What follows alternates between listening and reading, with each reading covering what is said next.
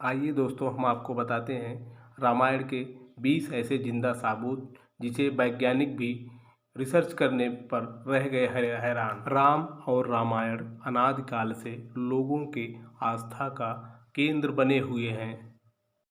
रामायण के अनुसार भगवान राम ने अधर्मी रावण का वध करके धर्म और सत्य की स्थापना को जिंदा किया था।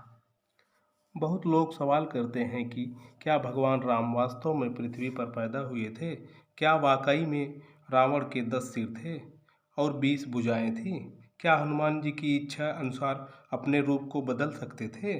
जो राम के के अस्तित्व पर ही सवाल उठते हैं। आज उनको भी यह वीडियो ज़रूर देखना चाहिए। आज हम आपको एक नहीं बल्कि 20 प्रमाण देने वाले हैं जो आज भी वैज्ञानिकों के रिसर्च के बाद जीवित अवस्था में पाए जाते हैं और यहाँ पर आज भी मौजूद हैं। इस प्रमाणों से सबसे पहले बात करते हैं पहले प्रमाण की, और वह सांप के समान सिर जैसी गुफा। रावण जब माता सीता को हरण करके श्रीलंका पहुंचा तो सबसे पहले उसने माता सीता को इसी स्थान पर रखा था। इस गुफा का सिर एक विशालकाय सांप की तरह है। गुफा में चारों ओर की नक्काशी इस बात की प्रमाण बयां करती है कि दूसरे प्रमाण की बात करते हैं, और वह है हनुमानगढ़ी मंदिर। जिस स्थान पर हनुमान जी भगवान राम की प्रतीक्षा किया करते थे उसे हनुमानगढ़ी कहते हैं। रामायण में भी इसका उल्लेख पढ़ने को मिलता है। अयोध्या के पास इस स्थान पर एक हनुमान मंदिर है जो हनुमानगढ़ी के नाम से प्रसिद्ध है। अब आते हैं तीसरे प्रमाण पर, और वह है हनुमान जी की पाँव के पदचिन्ह। रामायण में यह भी वर्णन है कि जब हनुमान जी ने सीता माता को खोजने निकले, समुद्र पार किया तो उन्होंने एक विशालकाय रूप धारण किया। आज की श्रीलंका उस स्थान पर भगवान हनुमान का के पदचिन्ह मौजूद पाए जाते हैं।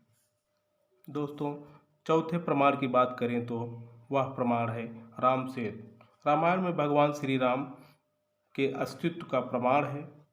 रामायण में समुद्र से श्रीलंका तक इस पुल के बारे में लिखा गया है। मित्रों, यह पुल पानी पर तैरता पत्थरों से बना था जिसे आज भी समुद्र तल पर देखा जा सकता है।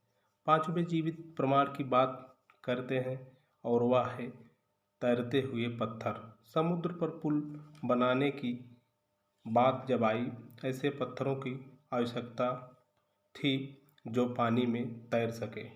नल और नील को जो श्राप मिला था उसके कारण नल और नील जो भी पत्थर को स्पर्श करते थे वह पत्थर पानी में तैरने लगता था, और इन्हीं पत्थरों पर राम लिखकर इनका पुल बनाया गया, जिसे सुनामी के बाद इनमें से कुछ चट्टानें टूटकर गिर गई।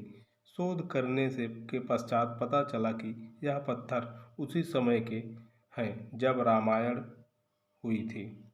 छठा नंबर पर आते हैं, और वह है द्रोणागिरी पर्वत। लक्ष्मण मेघनाथ युद्ध के दौरान जब लक्ष्मण मेघनाथ से बेहोश थे तो हनुमान जी संजीवनी लेने के लिए द्रोणागिरी पर्वत पर गए थे।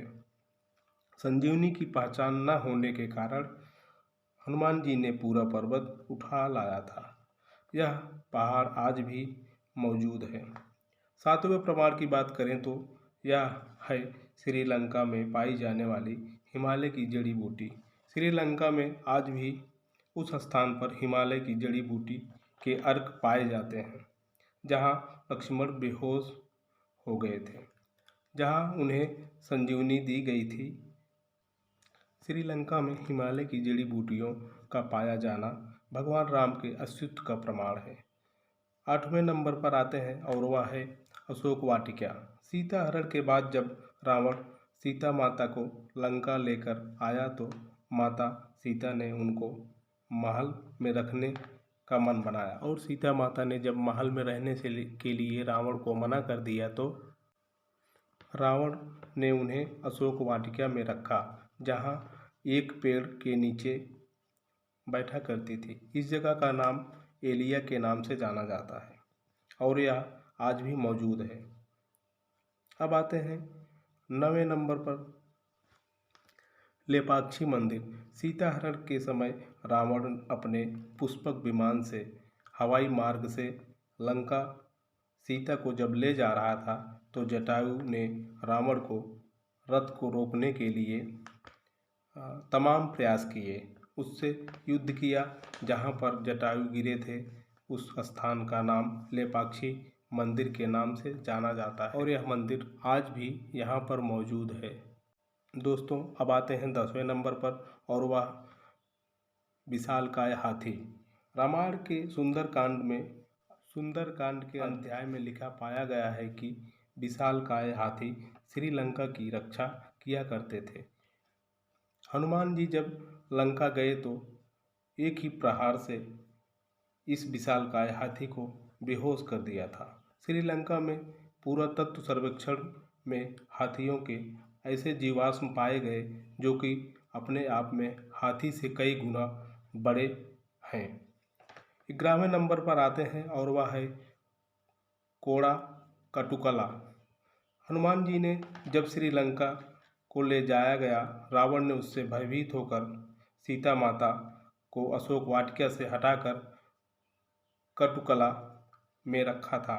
यहाँ कोई ऐसी गुफाएं मिली हैं जो रावण के गुफाएं तक लेके जाती हैं।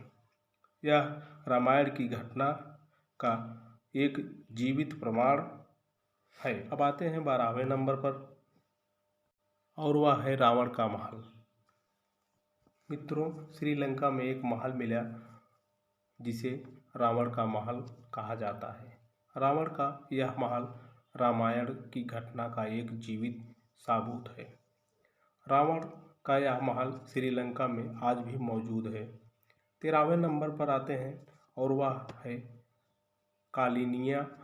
राम रावण के वध के बाद विभीषण को लंका का राजा बनाया गया था। विभीषण ने कालिनिया में अपना महल बनवाया जो कैला नदी के तट पर स्थित है। शोधकर्ताओं ने इसके अवशेष इस नदी के किनारे मिले हैं। 14वें नंबर पर आते हैं और वह है श्रीलंका का अवशेष हनुमान जी ने अपनी पूंछ से पूरी लंका जला दी थी, जिसके अवशेष जले राख आज भी पाए जाते हैं। यहाँ के इस स्थानों की यह मिट्टी आज भी काली पाई जाती है। 15वें नंबर पर आते हैं और वह है दीवराम ओला। दोस्तों, रावण वध के पश्चात जहाँ माता सीता ने अपने पवित्रता साबित करने के लिए अग्नि परीक्षा दी थी, यह वृक्ष आज भी यहाँ मौजूद है, जिसके नीचे माता सीता ने अपनी अग्नि परीक्षा दी थी। इस स्थान का नाम दीवराम ओला है। इसे दीवराम ओला के नाम से लोग जानते हैं। 16वें नंबर पर आते हैं और वह है रामलिंगम।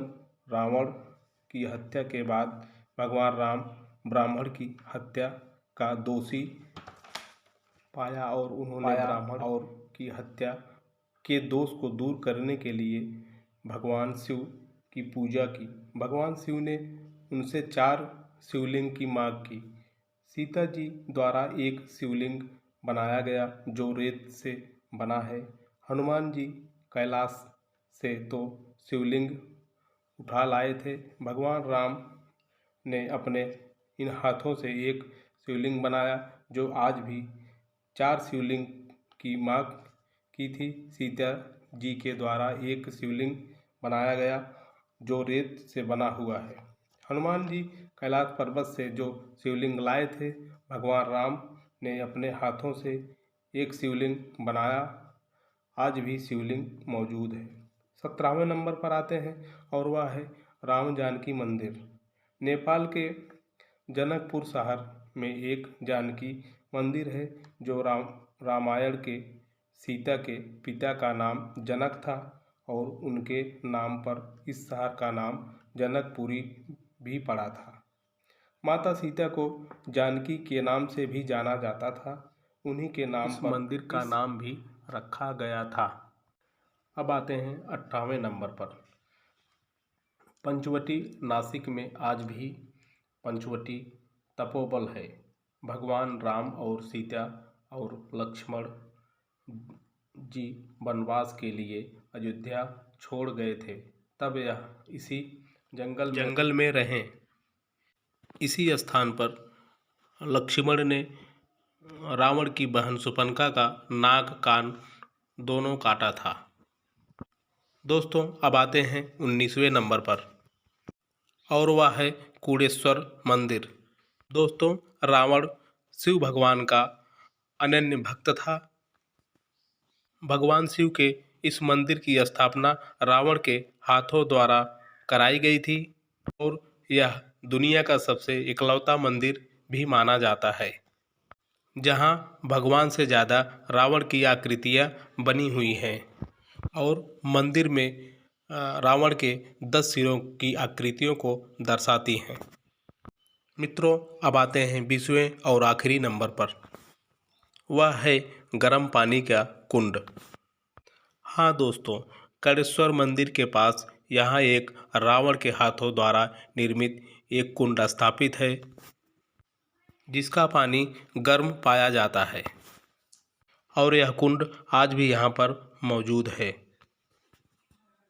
तो दोस्तों आज हमने बात करी इस प्रमाणों की जो कि भगवान राम से संबंधित है, जो कि रामायण के आधार से संबंधित है, आज भी जीवित रूप से है। जय हिंद, जय भारत।